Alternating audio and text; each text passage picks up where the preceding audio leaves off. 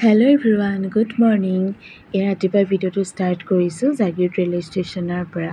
আজি এঠাইলৈ গৈ আছোঁ। ক'লৈ গৈ আছোঁ আপোনালোকক সকলোবোৰ দেখুৱাই আছোঁ। ব'লক তেনেহ'লে ভিডিঅ'টো ষ্টাৰ্ট কৰোঁ। আপোনালোকে হয়তো নিশ্চয় ধৰিব পাৰিছে আমি ক'লৈ আহিছোঁ। হয়, আজি আমি আহিছোঁ শক্তিপীঠ মা কামাখ্যা মন্দিৰলৈ। নীলাচল পাহাৰত অৱস্থিত এই মন্দিৰভাগলৈ আহিম বুলি ভাবি থকা বহুত দিনেই হ'ল, কিন্তু আহিবলৈ পৰা নাছিলোঁ। সময় সুবিধা অকণমান মিলা নাছিলে, সেই গতিকে আৰু যিহেতুকে এওঁ আহিব পৰা নাছিলে, সেই গতিকে আমাৰ অহা হোৱা নাছিল। আৰু এতিয়া যিহেতুকে তেওঁ আহিছে আৰু আমি ভাবিলোঁ মা কামাখ্যা মন্দিৰকে দৰ্শন কৰি আহোঁগৈ। সেই গতিকে এয়া আমি ৰাতিপুৱাই ট্ৰেইনেৰে আহিলোঁ আৰু এতিয়া আমি গাড়ীত আহি আছোঁ আৰু অকণমান দূৰ যোৱাৰ পাছতে আমি কামাখ্যা মন্দিৰ পামগৈ।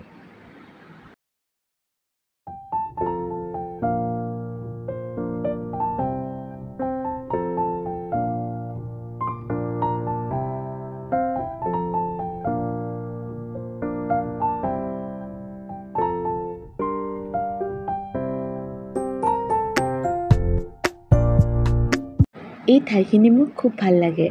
আপোনালোকে যদি কামাখ্যা মন্দিৰলৈ আহিছে, নিশ্চয় এই ঠাইখিনি দেখিছেই। আপোনালোকৰ এই ঠাইখিনি ভাল লাগেনে জনাবচোন।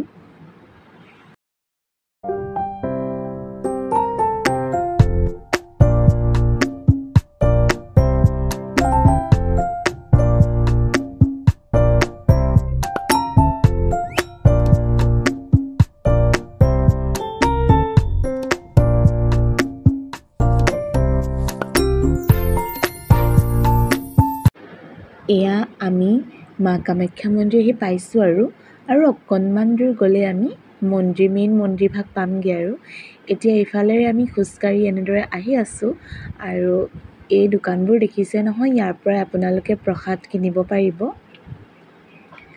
আমি অকণমান দূৰ গৈ পেলাইহে প্ৰসাদ কিনিম বুলি ভাবিছোঁ, কিয়নো এতিয়া ইয়াতে জোতা চেণ্ডেল খুলি লৈছোঁ আৰু এইপিনে হাত ভৰিকেইটা ধুই ল'লোঁ। আৰু দেখিছেনে, দেহা একদম গাড়ীৰ ট্ৰেইনৰ পৰা নমাৰ পৰা সি টোপনি মাৰিছে আৰু এতিয়া মন্দিৰ আহি পাই গ'লোঁ, তথাপিও সি উঠাই নাই।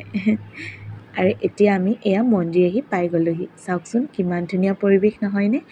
আচলতে আমি মেইন মন্দিৰভাগ দৰ্শন কৰিবলৈ নাপালোঁ, ভিতৰত সোমাবলৈ নোৱাৰিলোঁ, যিহেতুকে বহুত মানুহৰ ভিৰ আছিলে, লাইন লাগিয়ে আছিলে। আৰু শুনিছোঁ মন্দিৰ দৰ্শন কৰিবলৈ হ'লে হেনো খুব ৰাতিপুৱা সোনকালে আহিব লাগে। আমাৰ যিহেতুকে অহা দেৰি হৈছিল, সেই গতিকে আমি বাহিৰতে দৰ্শন কৰিলোঁ মাক। আৰু এনেদৰে পূজাৰী এজনক লগ কৰি তেওঁ পূজাখিনি কৰি দিলে আমাক, আৰু আমি বাহিৰৰ পৰাই মাক সেৱা কৰিলোঁ। তাৰপাছত সেয়া অকণমান বহিলোঁ, প্ৰসাদ খালোঁ। তাৰপাছত এয়া দেখিছেনে, দেহাক তাতেই জলপানো খুৱাই আছে মায়ে। সৰু ল'ৰা ছোৱালী লৈ ক'ৰবালৈ গ'লে এইটোৱেই দিগদাৰ নহয়নে বাৰু। তেওঁলোকক খোৱা বোৱাত একদম টাইমমতে যোগান ধৰিবই লাগিব। দেহাই অৱশ্যে খাব বিচৰা নাছিলে, কিন্তু ছাগলী পোৱালিটো দেখুৱাই অকণমান খুৱাই ল'লোঁ। আৰু এতিয়া আপোনালোকক মন্দিৰটোৰ পৰিৱেশটো অকণমান দেখুৱাই দিওঁ।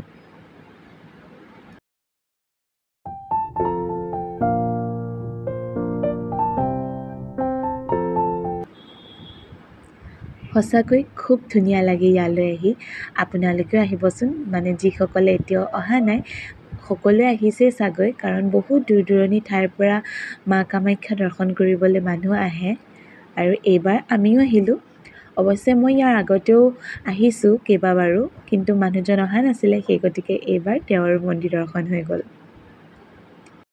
আৰু তাৰ পাছতে আমি আহি আছোঁ এয়া কাছ থকা পুখুৰীটো চাবলৈ।